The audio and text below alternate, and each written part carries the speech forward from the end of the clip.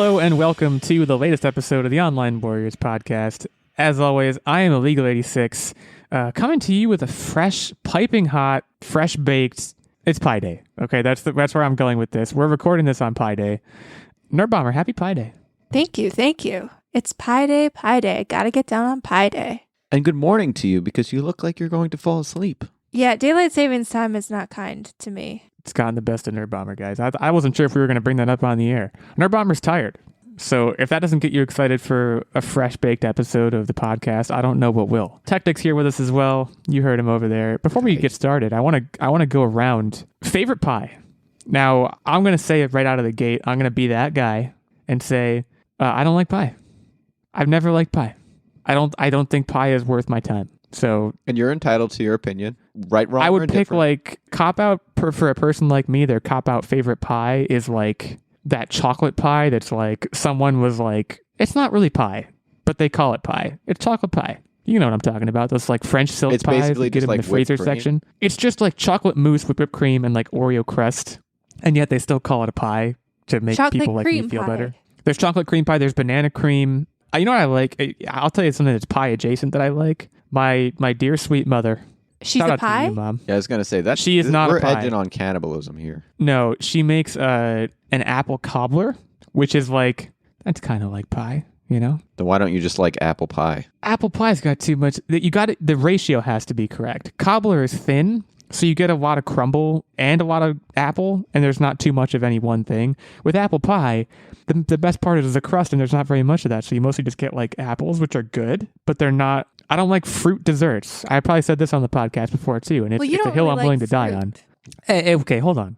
I love an apple. I love a banana. I love a good cherry. I love a grape, but Why not don't in you like dessert. cherry? Wait, Oh, here we go. when I'm having dessert, I'm on a one-way trip. Well, no, I'm going to two places. I'm going to Flavortown, but on the way to Flavortown, I'm stopping over in Unhealthiesburg. I'm pretty sure Flavortown is patented. I don't think you can use that.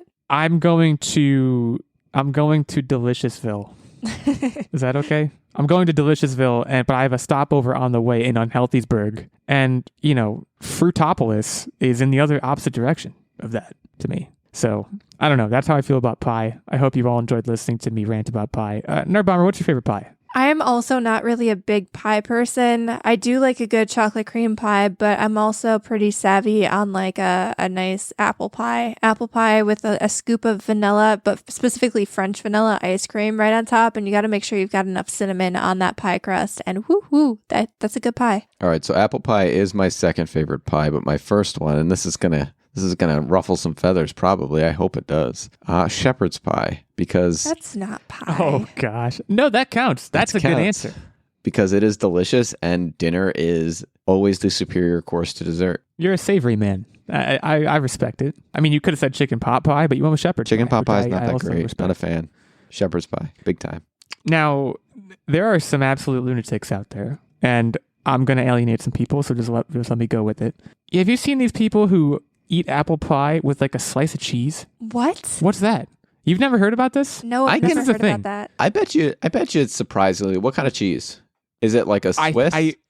No, Ooh, there's no, like like a a good white cheese? brie. No, if you melt down We're- brie no. and apple goes really, really well together. These would all make sense. I'm almost positive, and I'm Googling now. I believe it's cheddar. No. Interesting. Like cheddar cheese, which is like a sharp cheese. Yeah, I Although, could see no. like a mild white cheese. Hear me out, Techtic. Okay. You're a big fondue guy. We dip I'm apples. an average sized in- fondue guy. We dip apples in cheddar beer cheese all the time, and it's delicious. Okay. I Yeah, but Googled it. it's split with menthol cheese to tone down the sharpness. So purewow.com on September 7th, 2020. So this is the slow times of COVID. They were looking for something to write about.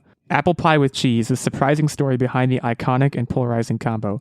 Cheese, specifically sharp cheddar, has been served with apple pie in the U.S. as early as the 1800s, but the combination was likely born in England in the 17th century. A tradition of using dairy-based sauces in pies evolved into an affinity for topping pie with cheese instead. We're in practical joke territory. I think the British were mad about losing to us in the White Revolution. And they said, let's convince them that pie is good with cheese. And now they've been laughing at us for 200 years. Yeah, I second that theory. I'm with you all the way. So okay, hit me up on Twitter at @OW86, at OW Techtic, at OW Nerdbomber, our main show account at Online Warriors 1. If you eat apple pie with cheese, let's have a conversation about it because I need to understand that. Make sure to have that with it. Illeagle, because if you eat apple pie with cheese, I frankly don't want to talk to you. Would you try it? I bet you would like it. You seem like the kind of person that would like it because you like savory stuff. We'll see. Maybe secret segment. Maybe that should be the punishment for. We've been looking for a punishment this whole time for you losing the quizzes last year. Maybe it should be secret segment. Techtic eats apple pie with a slice of cheddar cheese. Live reacts, and then me and Nerdbomber are just watching you and laughing at you, and like maybe eating chocolate pie because that's fun. All right, sign me up. We'll run that by the lawyers, but it seems like a reasonable idea, and it seems like a safe idea. There shouldn't be any waivers involved or anything. It's Pie Day, but we're going to be talking about a lot of other things that are not pie related. It would be crazy to talk about pie for an entire hour. I don't think we can pull that off. The big news, Obi Wan trailer. We're going to get to that, of course. We're going to be talking a little bit about a YouTube channel that Square Enix has launched, which I'm very excited about. And we're also going to be talking a little bit about State of Play for March that came out last week, introduced, among other things, an absolutely bonkers dinosaur game. So we'll get to that. I have a feeling Nerdbomber has a lot to say about that in particular. Are you a dino gal? Is it fair to call you a dino gal? Are you a dinosaur fan? Or does this game just scratch you in the right place? I mean, I like me some dinosaurs. I'm not super obsessed, but my nephew is very, very obsessed with dinosaurs to the point where he can name the scientific name of any dinosaur picture you show him and go into great detail about them. So by, I guess, osmosis, I'm also a dinosaur fan. Now, we can just, why don't we just start with this topic? Why don't we transition smoothly into Exoprimal, which, great name, first of all. Great name for a game. Capcom revealed this at the State of Play last week, coming to PS4 and PS5 in the year 2023, and it will also be coming to Xbox One, Xbox Series X and S, and PC.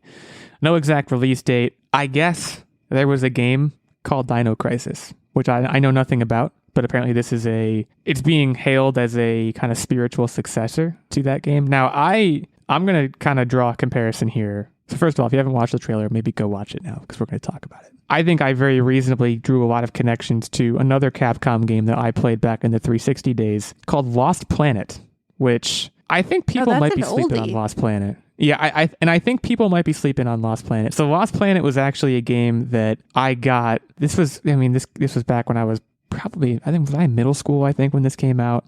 And middle school Illeagle wanted Gears of War so bad. And Mrs. Illeagle, I guess at some point, that's my mom, not my wife, saw a commercial of the chainsaw stuff and was like, my young lad Illeagle is not going to be doing that. So Lost Planet was kind of, they're like, oh, get this game. It's kind of like Gears of War. It's not. First of all, it's not like Gears of War that much at all, but it was still a really cool game, and it involves exosuits pretty heavily and aliens. So I got a lot of similar vibes from this game, but this trailer, I mean, it kind of just dives right in on the absurdity, right?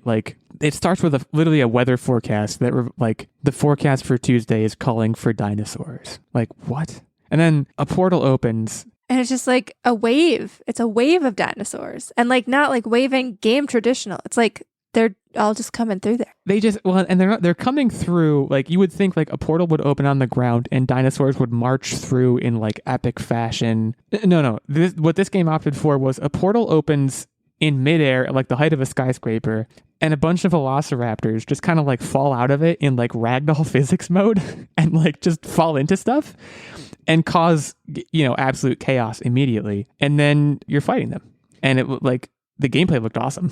Yeah, I'm excited for the concept because we've been saying, when are we going to get something original? And, we as millennials have experienced a lot of different things in our lifetime. And I like to look at video games as predictions of what's next. And we've seen Plague video games. We've seen war games. We've seen all of that in our lifetime and in video games. So it's time that the next prediction for reality is a raining dinosaurs. And this is absolutely original, and I'm just exhausted with all of the retelling of the same story, and this is certainly new. Now, for me personally, the vibe that I got on this was, do you guys remember the game Turok? Oh, I know of Turok. I never played it, but it's kind of a this was a big deal. For me, it felt like Turok meets Titanfall. That was the vibe I got. And Yeah, I never played Titanfall either, but I see that definitely. And I'm excited about it. I mean, it seems mindless. It seems just like shoot 'em up. And like I said, it's new. This is a one that I am actually excited for. It looks like you have the ability. What caught my eye is they're kind of going through like you have these different suits that have these different power-ups and abilities, right? Like one guy's just kind of shooting people, one guy's shooting dinosaurs. The one guy's swording, slashing dinosaurs. One guy's just like a big meat shield, it looks like, which doesn't seem very fun. But what kind of interested me was it looks like you can like switch suits mid-mission, mid-combat, which that's pretty cool. And like I imagine there's kind of a real fire team dynamic they're going to push, kind of like Destiny, where like, oh, you get one, slashy guy, one shooty guy, one shieldy guy, and one, I don't know what the fourth thing did.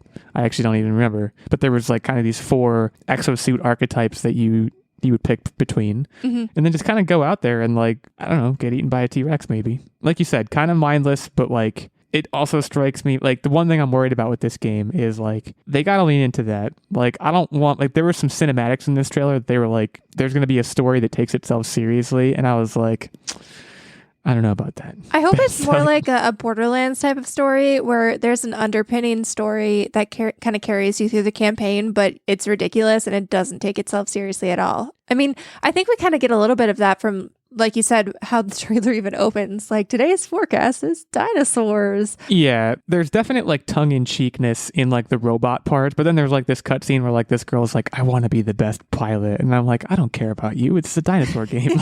like it seems like they're like they can't really do both. I think they should just kind of opt for like Borderlands. You don't really care too much about the characters. Just have a good time, and yeah, like be cartoony and embrace that aspect of it, and you're gonna be fine. And unless you get eaten by a T-Rex. Because that was like pretty intense. They're like, the beginning of the trailer, they're like, look, you're fighting velociraptors. It's easy. And then they're like, oh, a T-Rex just hacked you up. And then there's another chicken. I'm not up on dinosaurs. What's the one with the big like umbrella shaped head? Triceratops? That like, yeah. Bro, you don't know what a Triceratops is? Well, I get it mixed up with Stegosaurus, and I didn't want to embarrass myself, but it looks like I did. You're already on track. I want Brontosaurus, who like aren't really in danger. They're not really dangerous. They're just kind of there, That'd be cool. Think about it though. Like the swinging long neck, just like knocking the crap out of you and swinging you up into the air. They looked like they were aggressive. Even the Triceratops, which is a known herbivore, had like glowing red eyes. So I bet you coming after you. Yeah, even the Bronchiosaurus is probably going to be like hyped up. Did we see any pterodactyls? Pterodactyls? Because if not, pterodactyls, that'd be a missed opportunity. I would have to imagine they're going to be in there, but I don't think we saw any in the trailer. What are the little guys who spit in? What is the guy's face? Yeah, Newman. Yeah. Well, not Newman. I mean, it's Newman from Seinfeld in Jurassic Park. It's not going to be in there. Those aren't real? Not real. No. At least Wait, they made those up? Yeah, that variant of them. They sort of took a real dinosaur, made some tweaks, and made that thing. It's not real. They were like, how can science fiction, guys? This game is real. How can we really kill Newman? Yeah, maybe not those then. But I mean, I do hope they do expand beyond dinosaurs and have like megalodon and other like seafaring creatures that were around back in the day. I mean, look, Techtic. If you want to get technical, all right. Isn't it a thing like don't all dinosaurs or like didn't they like technically all have feathers or something, or isn't that a theory that they were did, like all, I think they've like proven birds? that there were feathers on dinosaurs. Yeah, so but not necessarily all dinosaurs, right? Depends on what period you're coming from. Do you want to know something wild? And this is a little bit of a tangent. Yeah. So I got this advanced reader's copy of this book called, I think, The Day the Dinosaurs Died or something like that. The book's over there. I can look up the title later. It sounds like a real upper. Well, it was more about like it's a historical kind of purview of how dinosaurs went extinct and then how that basically spurred the evolution of mammals and how humans essentially took over the earth as the dominant species. So it wasn't necessarily a depressing thing, more so just like looking at how, life evolved on Earth. And I did not realize that we did not know as a society and like human scientists that dinosaurs were wiped out by the giant meteor until like the 90s. And that is why we had things like Armageddon and what was the other There were like Deep Impact. Deep Impact, yeah. Both of those movies came out because we had just discovered in the 90s that is what wiped out the dinosaurs. I don't know why, but I thought for sure it was like something we had known for a long time. But alas, no. Did the book open up with "Bye, bye, Mr. Dinosaur Guy"? Right. No, it didn't. I was thinking that too, the day the dinosaurs died. The day the dinos died. I mean, why, like, dinosaurs are crazy. Like, first of all, let's not gloss over that. Like, because you always hear too, like, didn't T-Rexes like not overlap with velociraptors? Like, there's such a huge expanse of time during which dinosaurs kind of just like ruled everything. And like, if you look at the amount of time humans have spent as quote unquote the dominant species on Earth, which I think you could even contest that a little bit, it's like 2 seconds out of 24 hours. Like, if you ever read that, if you like scale up the entire existence of Earth, or scale the time to like and we'll probably make ourselves extinct before we even reach an hour. Yeah, well, I think we're like literally. I think currently we're at like 3 seconds or something if you like scale it that way. So it's crazy. Powerful beings, perfect bullet sponges for a ridiculous exosuit game called Exoprimal, coming to a video game console near you in 2023. Other highlights from State of Play. I mean, that was really I think that was one of the main announcements. I have a bone to pick with Ghostwire Tokyo. It looks too scary. No, it looks gorgeous. It looks but that's my problem with it. I actually think graphically it's a step behind what it could be. Like, I think the gameplay looks cool. Did you not have your contacts in? I had my contacts in. I wasn't feeling any sort of realism from it. I felt like graphically it was a step back. That's that. Hey, different strokes for different folks. Maybe it was the art style that got me. I don't know. I wanted more hyper realism from it, even though it's like this crazy cosmic horror game. There was very plenty interesting. of other games that you should have gotten that vibe from. Not that one. I wholeheartly disagree. But this with game, you. I think this game. I'm gonna shout out to you on Twitter. You know what? Let's start a Twitter. You want to start a fight on Twitter? We could fight. You want to like actually fight on Twitter? Okay, we'll fight about it. Other games you guys want to mention here? I mean, the other thing I would make special mention of, even though I don't own it and haven't played it yet, I want to buy Returnal, and them adding a co-op mode makes it much more appealing. Makes it very appealing. But it's not split screen. Very key point. It's not split screen, which that is important. But like them adding a survival mode also seems like I think more games need to do that. Like that's why Nazi Zombies is so popular. It's just like survive as long as you can. Yeah, just there's like something throw a bunch very of dinosaurs appealing at you. Yeah, there's something very appealing about that mode of gameplay in any particular game. So I was excited to hear about that for sure. That update's dropping March 22nd of this year, so very soon. Any other things you guys want to shout out from State of Play? I just covered a lot of major points, but there's also a lot more here. I mean, the Teenage Mutant Ninja Turtle collection, that's always cool. I love revisiting those games. They're old school, but that's kind of the stuff that I grew up on because I was a big TMNT person. So I am very excited about that. 13 games in that collection. Can we all agree that the Gundam one did not look great? Like, it looks like it could be fun, but it also looked very It looked like unpolished. graphically it was from like the 360 era. There, I said it. Yep. I don't disagree with that. I think there are certain games, and like, don't get me wrong, Gundam was like a few steps back, but like going back to Ghostwire for a second, the reason I'm so hard on it is because of games like Forbidden West that are just like heads and shoulders above everybody else. See, but here's the thing. It makes me look at every other game and be like, what are you doing? If a certain game sort of establishes an art style, you can get away with it, right? And knowing the quality that's within Gundam as far as their animation, their comic books, and what we saw in that game, that is why I'm merely saying that was underwhelming. Because, for example, the Jojo game, Jojo's Bizarre Adventure, their animation style is very unique, and obviously it doesn't look polished because that's what the art style that we've grown to know and love. I will be honest, I had never heard of this series before. And Techtic, we were watching the thing, and Techtic within was like 2 seconds, I was this like, is Jojo. And I was like, what? Yeah, I know nothing about it. Well, my point is, it's because they have a unique art style that you can like hone in on and go, yep, that's definitely coming from there. And that's why I wanted to make the point about Gundam, where it's this art style, and you guys have known that I pre-ordered that same art style for the Avengers comic book that's coming out, where they're sort of in these Gundam robots, because it's really cool.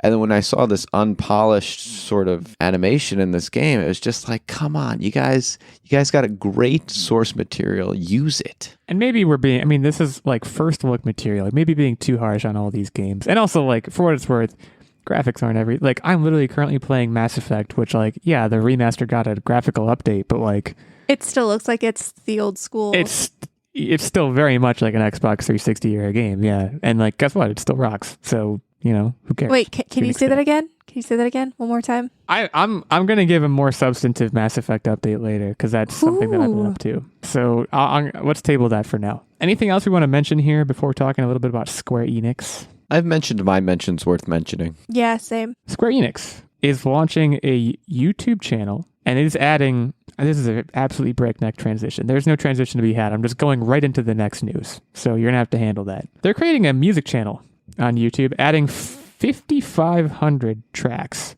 from their games to this channel. This is an absolute win. But so let me just take a moment and take you through my love for all things movie scores and video game music. So video game music, actually, on a scientific level, we might have talked about this with Greg Edmondson. Shout out to our Greg Edmondson interview. Go back and listen to that if you haven't. He composed the music for the Uncharted games. Absolute A+ interview. Big fan of his. Continue to be a big fan of his.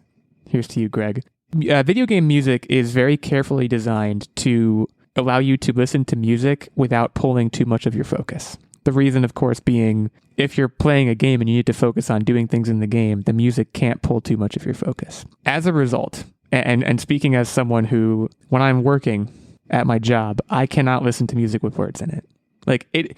That phenomenon, by the way, is getting worse and worse for me as I continue working. Oh, it started for me when I was in graduate school, and it has reached a fever pitch of like, I can't listen to music with words in it. So I'm always listening to classical music or movie scores or video game scores at the office. So like, I'm pretty well versed in a lot of these, and I think it's great that they're putting this music on a YouTube channel, if only because, as a constant purveyor of these genres, the most frustrating thing in the world is when you're playing a game or watching a movie or watching like a movie trailer or watching something, and there's this beautiful piece of music in it, and you can't find it or get it anywhere because the publisher is withholding it or because they just haven't made it clear what the music is. More transparency in that, I think, benefits everybody. Because, by the way, like, Square Enix is going to make money off of this. People are going to put it on and then listen to ads first, and like in the middle of the like mid-roll ads. See, and they're going to make money off of this. I'm really glad you brought that up, because I don't think that's where they're going to make money off this. Where they're going to make money off this is, I'll bet you that they have a deal with YouTube to do this, to drive more people to get the paid version of YouTube so that they get away from the ads. And that's YouTube why I think, yes, I think this is a collaborative effort, and I think it's a smart one at that. I'm a little surprised. I don't disagree with that.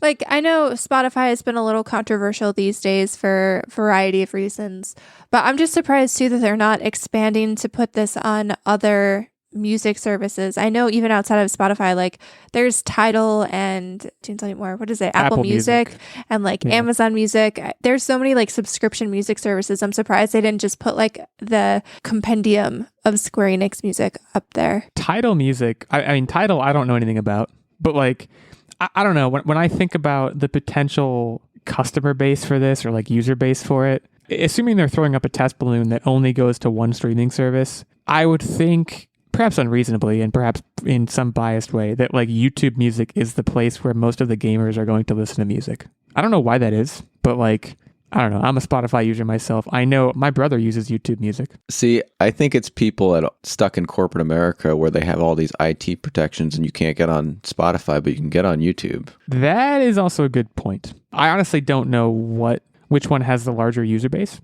I know amongst the people who work in my office, it's probably about a 50-50 split. I don't know anyone who's using anything but those two. But like, is Tidal still going on? like if it is, I'd be surprised. Actually, I wouldn't call it big, but I know they were even offering, in the midst of, all of the Spotify nonsense the last few months, like Tidal actually got a little bit of a resurgence because they apparently have some kind of thing where you can take your Spotify playlists and import them and they'll match all of your listening data so that it's a seamless transition. I guess their thing is high fidelity sound and high def video quality, which I didn't even know that was their thing. Yeah, I honestly forgot about them guess. for a while. There's a lot of it's kind of crazy how Spotify kind of did take a hold, because if you go back and look through all of the different music subscription services, like, do you remember when Pandora was the biggest thing ever? Everybody listened to Pandora. Yeah. And that's just Pandora was really cool. It was R.I.P. neat because of it's still around. You can still use it, but nobody uses it now because you don't get music on demand on Pandora. Like, you're stuck to just doing radio. And I think that was probably a little bit of their downfall. I think people want a little bit more on demand with their music. Radio is fun in its own right, but yeah, I totally agree. Well, that's why Spotify did both. They did both the radio option and they were just like, all right, thanks, Pandora. Bye. So I don't know. I mean, we're talking a lot about Final Fantasy soundtracks here. Chrono Trigger, Nier Automata. I don't know a whole lot of Square Enix's stuff. The Kingdom Hearts soundtrack is fire. Yeah, so I'm gonna have to dive into these. It's again, to me, it's, I don't know how much there even is to talk about here, because to me it just seems like an absolute win-win for everybody. So do you think this will spur Enix, Nintendo or other publishers to do the same thing with their music? No. I do not. Well, let me be more specific. In Nintendo's case, no, because Nintendo, I feel like, especially these days, they are very particularly stingy about their IP. And like, I guarantee you, if they came out with, if they had a Nintendo like music channel with like first of all, there are already like bootlegs of all the Metroid Prime soundtracks, and I got those going on loop all the time. So like, if they put those on there, that'd be great. A lot of the Mario soundtracks have their merits. Like I think, and Pokemon, of course. Like Pokemon, I know a lot of the music too, and I don't even play the games because they're kind of like just earworms that kind of go along with our generation. You secretly love Pokemon. I do like Pokemon music. What's the one? Dun, dun, dun, dun, dun, dun, dun, dun. Is that Pokemon? Right? Dun, dun, dun. Yeah, it's really good. So in other words, Nintendo should do this, but they're not going to, because they're kind of buttheads about that kind of stuff. That's my opinion. I could see Sony doing it because they're less of buttheads, and they like, especially games like The Last of Us and games like, again, Uncharted and stuff, like they care very deeply about, like, they bring in like big composers to do it. So maybe they'll do it.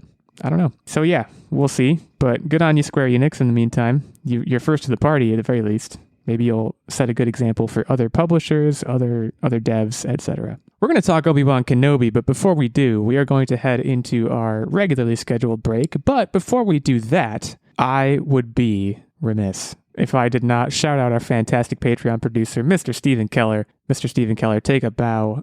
You were on the show a few weeks ago. Good times were had by all. It was one of the perks that Stephen received as a night level supporter on our Patreon. He's a knight. He's at our round table. Is it a square table? I think it's a square table. It's got sharp edges. He sits at that table with us and helps us plan the weekly game segment. He, of course, gets the occasional guest spot and input as the producer shout out, and, of course, access to the monthly secret segment and the monthly vlog. There is also a Squire level of support, which gets you access to the monthly secret segment and vlog, and the page level gets you access to the monthly secret segment. So for more details on getting a hold of any of those levels of support, you can head over to patreon.com/onlinewarriorspodcast. Check out the details there. Thanks again to Steven, and we'll take a short break now before coming back to talk about Obi Wan Kenobi. Hello, everyone. Welcome to Bathroom Time. Take this time to relax, unwind, and express yourself. We will be back shortly, but for now, just listen to the sweet sounds of your faucet running or whatever helps you to smooth the process.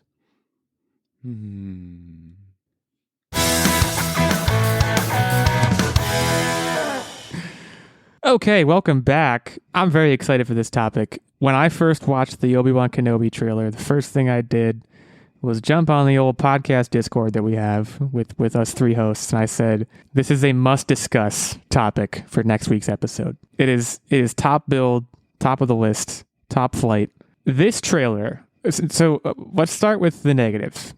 I think there's chiefly one negative, which is that we did not see very much. Like, when you actually take it and break it down, I don't think we saw very much. We didn't see any Hayden Christensen. We didn't even see very much of Obi Wan Kenobi, quite frankly. But this was otherwise amazing. in particular, I want to shout out, and kind of in keeping with the last topic that we discussed, the reuse of the episode 3 motifs from the score that John Williams put together for this were just unbelievable. It was the soundtrack got me so hooked in right away. Then the Duel of the Fates came in, and they had me. They had me for however long they needed to have me. Can we talk about the "Stay Hidden" line? Why don't we? That Go was ahead. Luke, right? Like that was supposed to be Luke, right? I thought it was Obi Wan. I don't know. No, the person who Obi Wan said "Stay hidden" to. Oh. He could have been saying it to Luke. He could have been saying it to even like Owen Lars. I feel like Luke would have been too young at this point. Well, you have to figure, obviously Luke and Owen Lars and Beru, like they're going to play a part in this story, but based on what we saw in the trailer, there are other Jedi around, is my guess. Like there are other Force-sensitive people who, this bad guy, I think he's either the High Inquisitor or the Grand Inquisitor, I can't remember which one it is. This bad guy with the dual red lightsaber spinning around. He's got a lot of questions. He's looking to continue exterminating the Jedi as originally started by Order 66. And it seems like he's doing a very good job of it, at least in terms of being menacing. And I mean, from a continuity standpoint, he has to do a good job at it. Right, exactly. But I loved the Luke Skywalker sitting on the entrance to the hut, pretending like he was flying a ship. Like, so many moments in this trailer, I was like, this is why I'm a fan.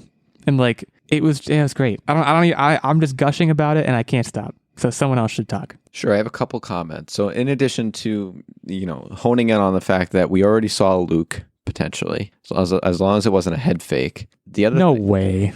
The him pretending to fly around, that convinced me that it was. But I don't know. They do things sometimes. So I'm just still going to be skeptical, but I wanted to ask. The other thing is, with respect to Darth Maul, I always bring this up. I brought it up last time. Do you still think that there is not going to be a pop-up of Spider Maul in this? So actually, and I was reading about this just today before we started recording, the old script before they came in and overhauled it, because apparently there was an original script that they came in and said, no, we need to change all of this.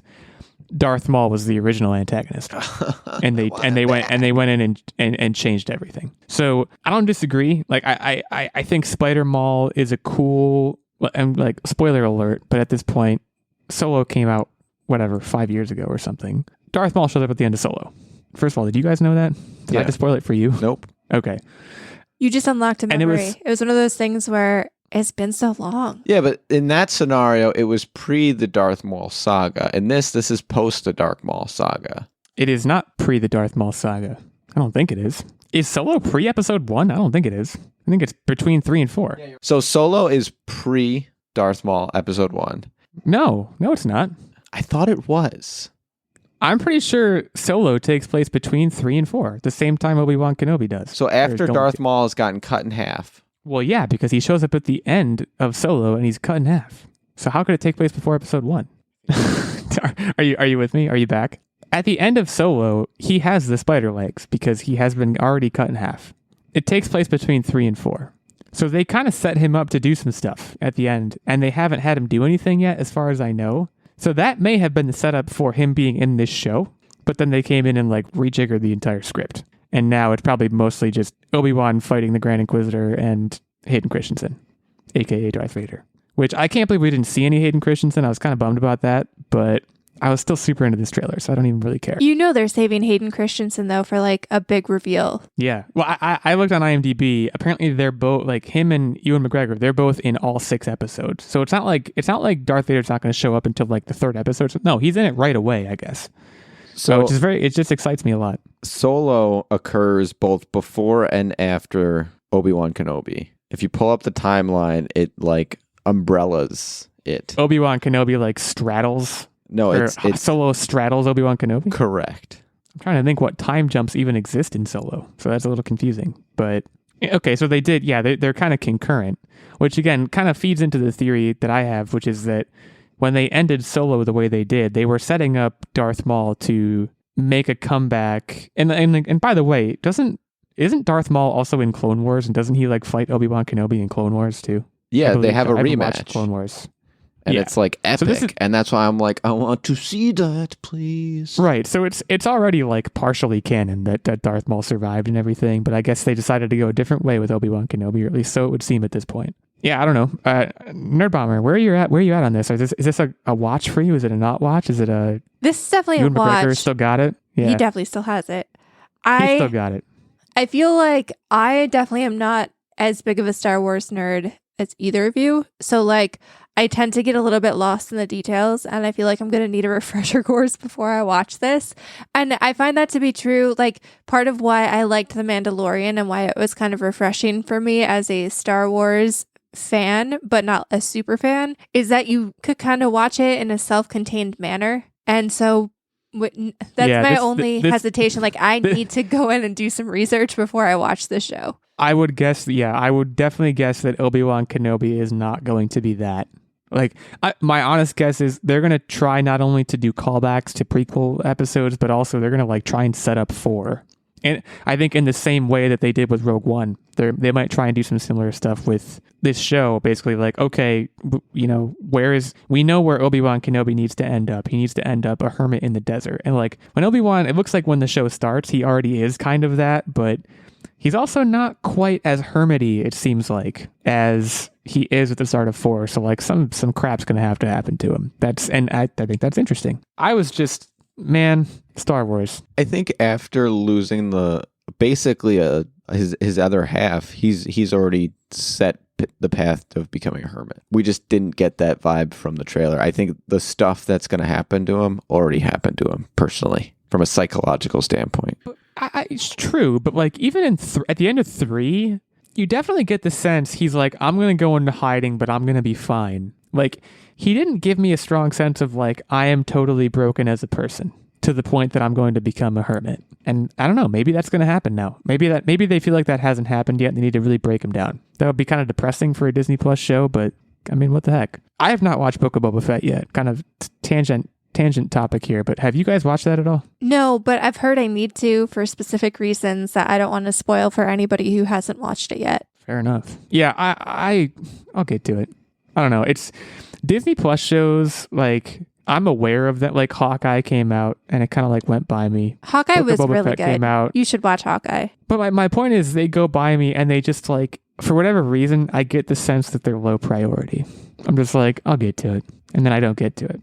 But like, it just, I don't know, as opposed to like other shows that when they come out, I'm like, I need to watch every episode of Love is Blind as quickly as possible. That is not the vibe that I get from these shows. I don't really know why, but I'll probably watch both of the series I just mentioned. I'll definitely be watching Obi-Wan Kenobi. Obi-Wan Kenobi, I believe this comes out May 26th, I believe. May 25th. That was pretty close. Yeah, this is going to be a big deal. I think this might be their best work yet. I have high hopes. Also, shout out to Joel Edgerton, Owen Lars. I think he might be a good Owen Lars. He looks the right way. I will say that much. Yeah. So we're going to transition now into what are you up to Pi Day, or what are you up to Wednesday, whatever you prefer. There's not going to be any pie in this segment. I guess I'll start by saying that. I have a big update. I did see the Batman, and I've got some things to say. Okay, if you'll just bear with me. I'm about to sound like a 60-year-old person, but I don't regret it. Old man yells at cloud. Movie, and I don't think the Batman is the only guilty movie of this. It's a trend I've heard about before with shows like Game of Thrones and other big pop culture things. I would say in any given action scene in the Batman, probably 20 to 30% of what was going on, I could not see. Was it really dark? It was insanely dark. Like there were entire fight scenes. I was like, I wish I knew what was going on. Like it was so dark. Like I get the point you're trying to make, Matt Reeves. I get the point you're trying to make, but like, can we throw a little light in there so I can just like see where limbs are moving? Like who's punching who? That's kind of the benefit of watching from home, because whenever we have a movie like that, you turn the brightness off. Yeah, I turn the brightness up like so high. We watched it. I watched it in a theater, a recliner theater to be specific, which was critical because it was also 3 hours long. If you didn't know that, it's a long movie. I will say, to its credit, it does not feel like a 3-hour movie, or at least it didn't to me. The pacing was very good. It never dragged. It always knew where it was going. But I have a couple of other knocks I would like to bring about. Our Pat Bat. So, okay, Our Pat Bat was a mixed bag. There were certain things about Our Pat Bat I quite liked. The Batman voice was good. The general vibe as Batman I thought was very good. He is not Bruce Wayne. Like he just is. He doesn't. He's pale and kind of frail looking. He didn't have the charm. And he's got an emo swoop. He didn't have any charm. Charm was like the opposite of what he had. So he was like an anti-playboy? He was the exact, in terms of the Bruce Wayne-ness, he was the exact opposite of Christian Bale. Christian Bale, say what you will about their Batman portrayals of like the actual Cape Crusader.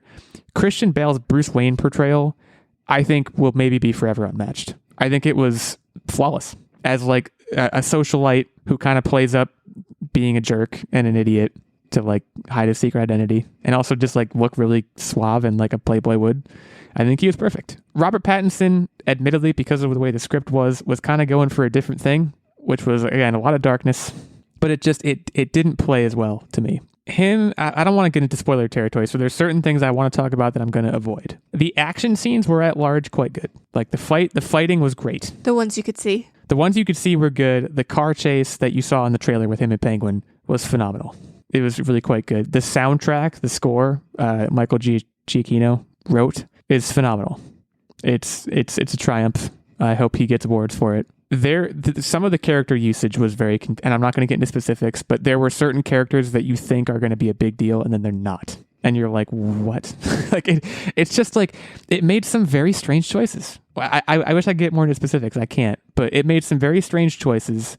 And I think I went into it expecting, based on reviews and hype, to be really wowed. And like, it wasn't bad, but it wasn't like, if I were to give it a 1 to 100 score, it would probably be in like the 60s, maybe the low 70s. Really? It just like, it didn't really blow me away. In fact, another thing I will say, which is again a kind of a non-spoilery criticism to level, this is definitely not the kind of movie that they want you laughing at ever. I went with my fiance and one of my good friends. There were multiple times that we were all laughing. Like there's certain things that is it like cringy? A little, I would say unintentionally funny. And again, I wish I could get into specifics why, but I can't. The other main thing I will say that made it good, Paul Dano as the Riddler was phenomenal. He was easily the best member of the cast. It wasn't even close. Again, without getting into spoilers and like the ending and everything. That's what I have to say. Rendition of the Riddler play off? Very, very, very good. He was a compelling villain to me. I've always wanted, like, the only Riddler that we've gotten is like the Jim Carrey zany Riddler, which is like, he's Jim Carrey in a Riddler costume. Like, whatever. This was like and you saw the trailer, you know what you're getting. It's like a Zodiac killer Riddler, which is like, he's really good. And like for the dark tone of the movie they were going for, he fit into it perfectly. He was great. He was the best part. So I don't know, like, I'm not going to say don't see it, because it was still like, it's worth your time and probably your money. But like, I want to kind of like put out a PSA to like temper your expectations. Everyone's been saying it's the best Batman ever, and I just, after seeing it, I don't get that at all. I think both The Dark Knight and Batman Begins are better than this movie. That's fair. Yeah, and it's, you know, a lot of it's all personal opinion too. Like, I like Christopher Nolan a lot in general, so maybe that just translated directly into his treatment of Batman. But, you know, check it out. Yeah, especially like when it comes out to like rent or whatever, you definitely rent it. HBO or like watch Max, it on HBO Max or wherever it comes out. Like it's worth watching there. But turn the brightness up on your TV, for goodness sakes. Turn the brightness up on your TV. There were a couple times we laughed. It was because I would turn to either one of the people beside me and be like, can you see anything? And they'd be like, no. And we're like, what are we doing here? It was just like, it's very confusing to me that that's how it was.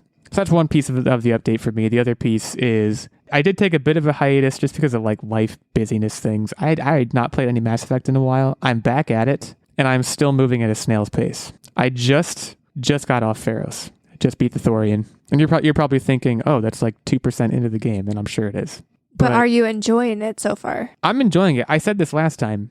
Side quests. I have a serious problem when someone is like, help me. I'm like, well, I have to help you. Like, it's not even, there's no question or internal discussion in my mind. Someone's like, I need a power cell. I'm like, I will do anything I can to get that for you. Even if it like adds an hour onto, like, I think my current playtime is 6 hours.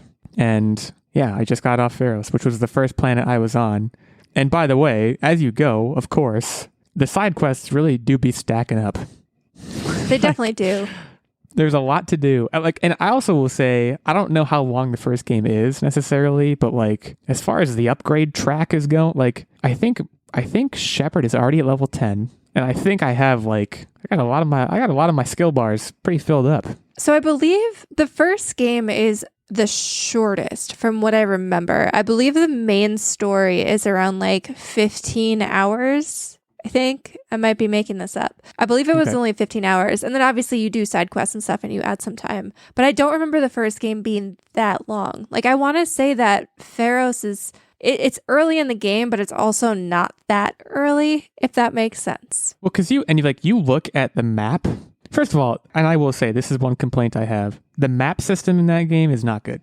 If you want to go, if you want to go into a system to see what planets are in it, they're like, "Oh, you want to travel there?" I'm like, "No, I want to see what's there. Just let me look what's there." And they're there are so many planets and systems. I kind of have it in my head, perhaps unreasonably, of am I going to be going to a lot of these planets in the main campaign? Because if so, I'm going to be playing this game for 30 years. And we'll see.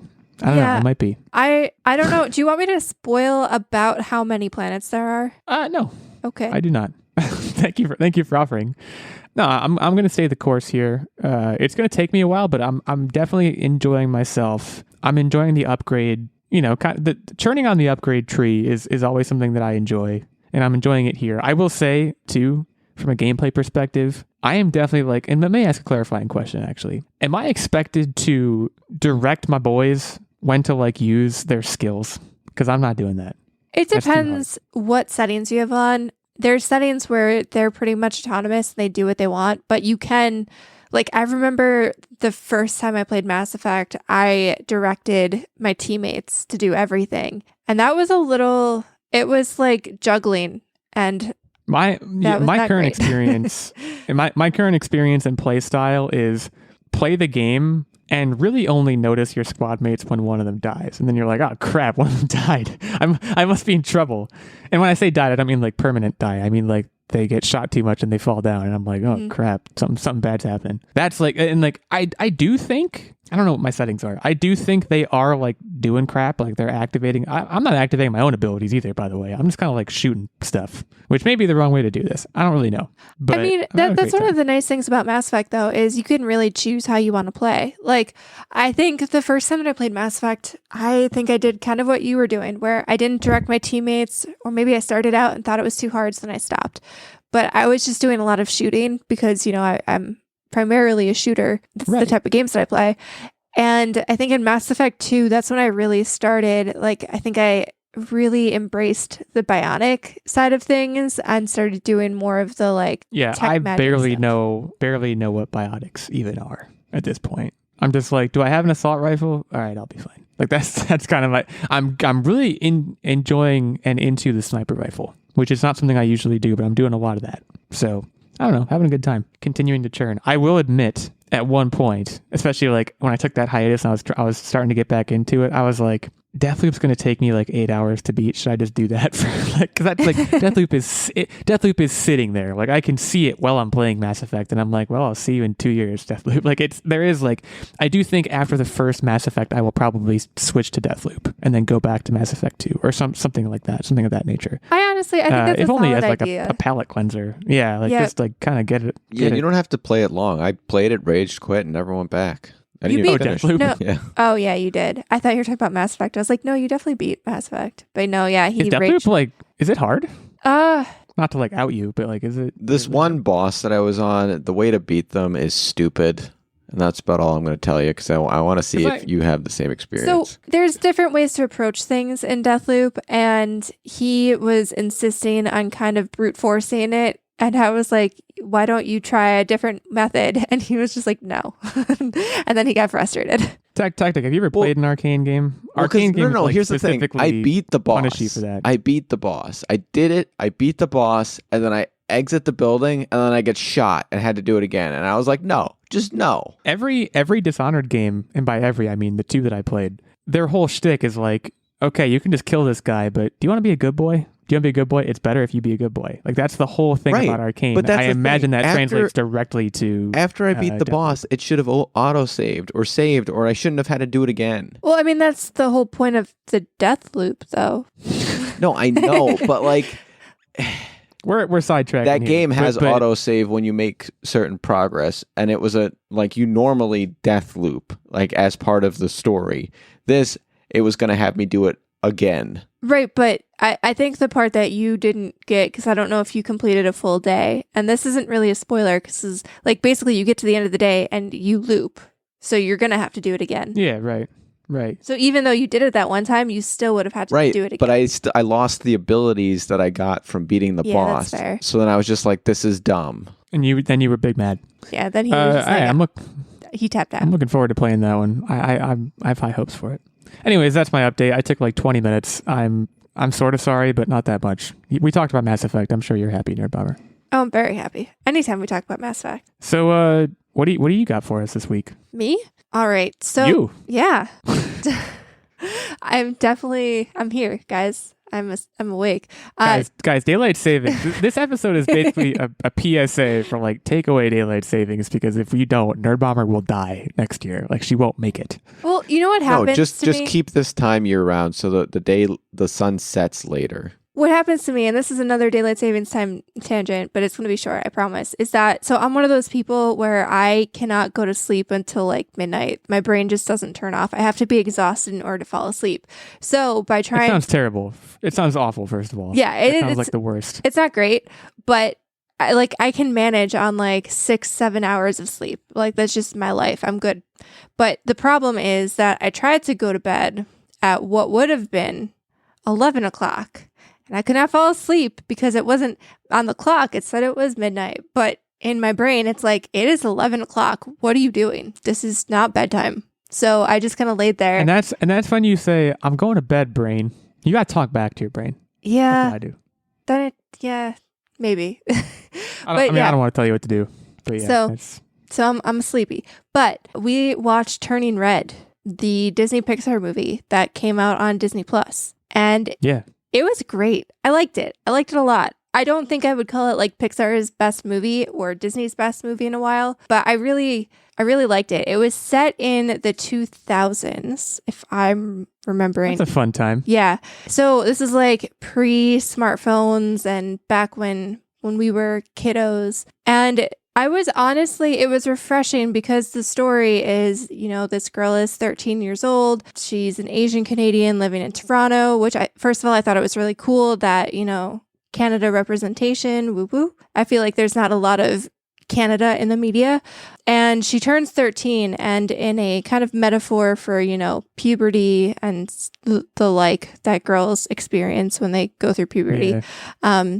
She turns into a big red panda anytime she gets emotional. That's what she calls that time of the month. The big red panda's here. And a lot of the movie is focused on, this girl has been a kind of people pleaser isn't the right word, more of a parent pleaser, where she's always, doing what she's told, being the quote unquote good girl who follows anything that her parents tell her to do, always, works hard and does well in school. And now suddenly, she's battling being a big giant red panda, but all of these emotions that come with puberty, wanting to strike out and have your own friends and have that sense of independence, wanting to find yourself and what you like versus, what your parents tell you to like, and kind of navigating her relationship with her parents and her family while trying to find herself as she's growing up. And I just thought it was super interesting. I think it was the first time we've overtly seen any reference to puberty in a Disney movie. I think maybe they've skirted around it at times, but this was a very direct, they talked about periods, and her mom was coming to her school, embarrassing her to give her pads and stuff. And yeah, I think Inside Out dabbled at the end with it, but it didn't really it didn't confront it head on. Yeah. It sounds like this did.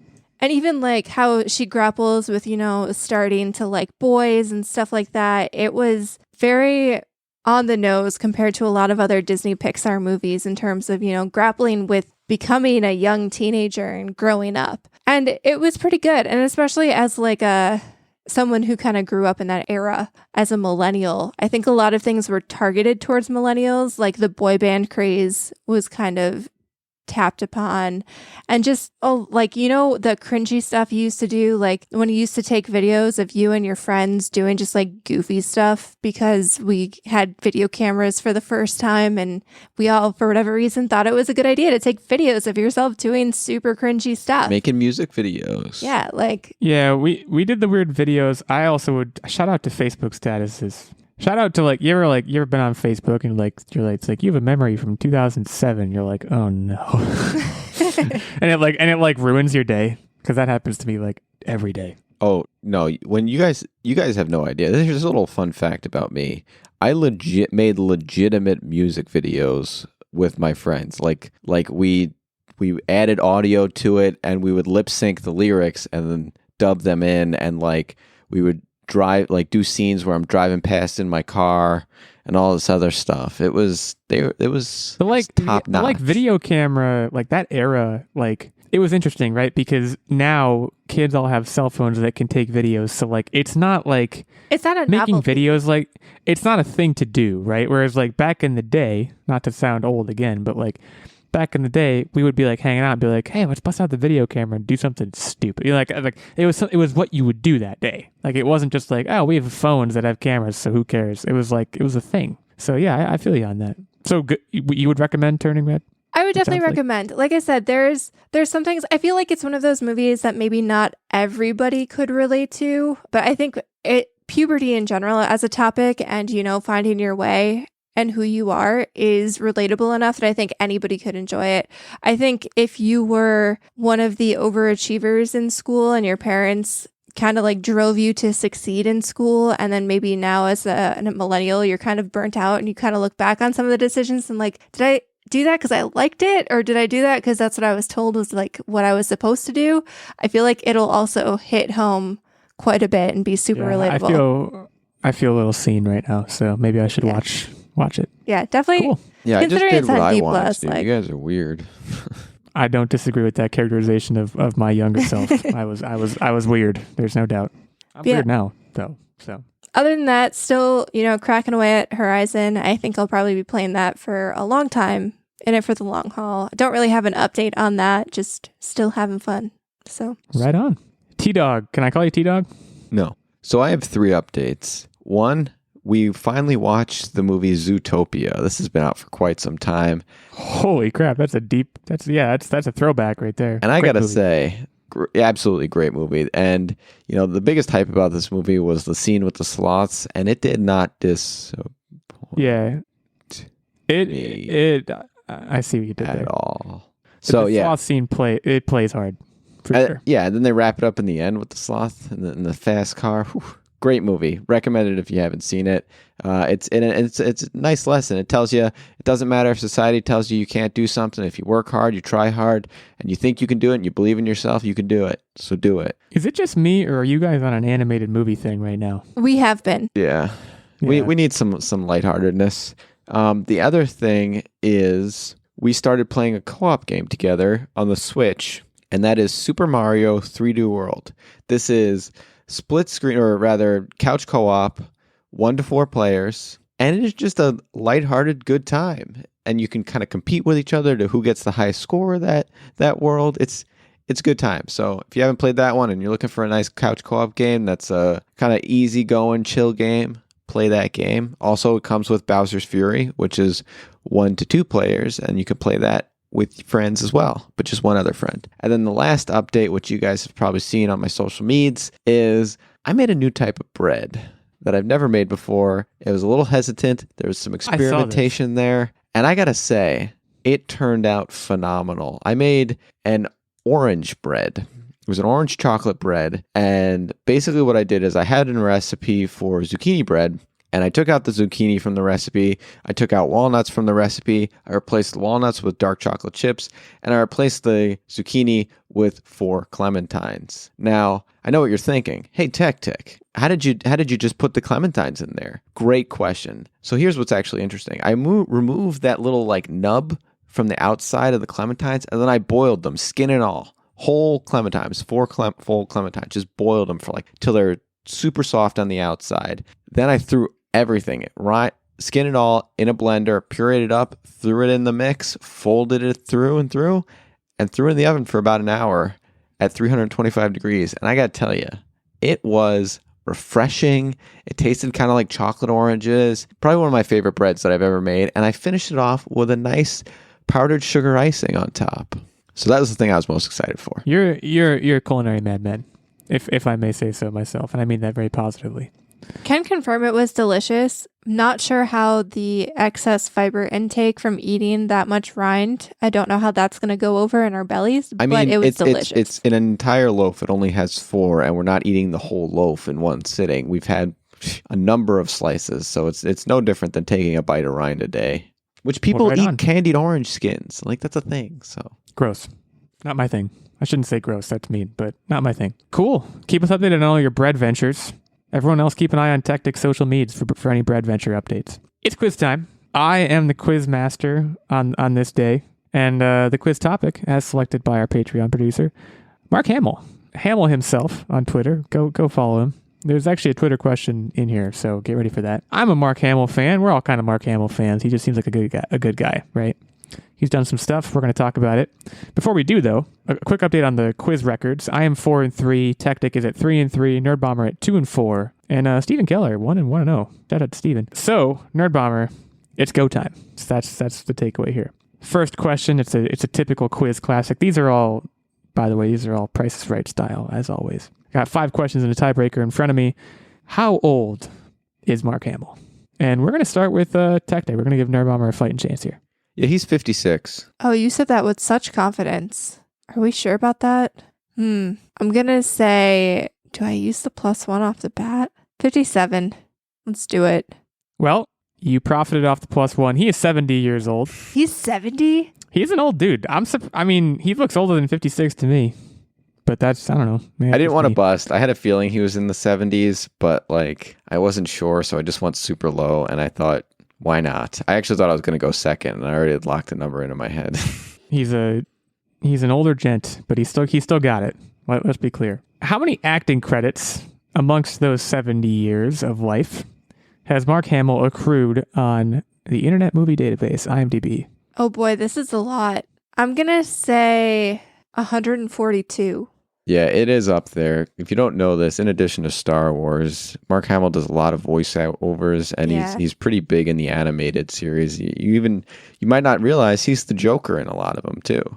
So he's got a substantial amount of credits, but I feel like Nerdbomber busted, so I'm going to go 1.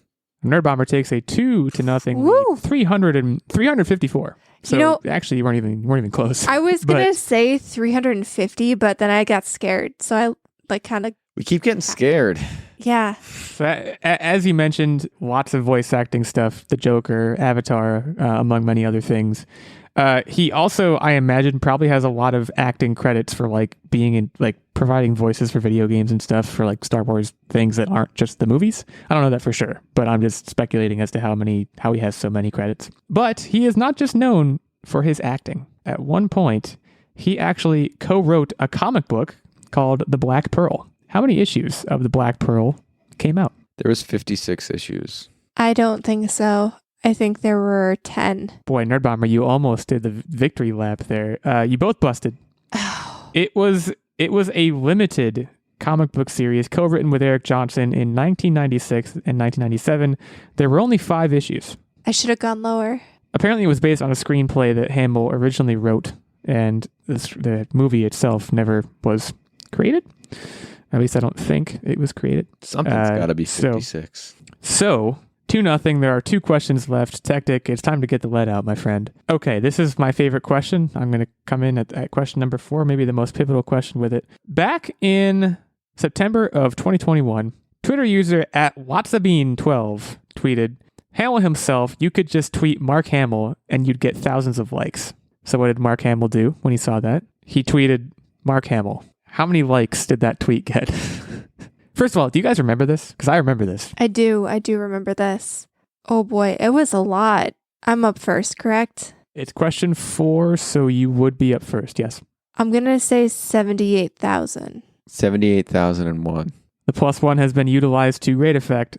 607,000. A lot of people liked it. And I think I did.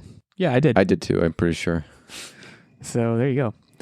Okay, so we have one question left. Techtic, this is to force the tiebreaker. I don't know what protocol is here. Do we want to do a tie, like a text-in, or text-in is when it's a tiebreaker? I thought. Am I wrong? So this is a standard issue question then. Nerdbomber does not have her +1, so there's no +1ing that can be done here. So it's still fun. Of course, he did have some acting credits before Star Wars: A New Hope, but A New Hope was his first major role. How much did he earn in $1977? From what? A New Hope. From starring in A New Hope. His $1977. We're not adjusting for inflation here. $2 million. I don't think it was that much. I think back then, wasn't it technically like a low budget movie? Like they didn't think it was going to necessarily go anywhere, if I'm remembering my Star Wars trivia well enough. I'm going to say he made $200,000. Nerdbomber brings it home. So Techtic, actually, he made $650,000, which today would be around $2.5 million. So you were using today dollars by mistake. Is the takeaway that I have. Yep. Nerdbomber, congratulations. That brings you just to glad 3 it wasn't and 4. a sweep. Brings you to 3 and 4. Brings Techtic to 3 and 4, and I am at 4 and 3. Guys, it's a dead heat.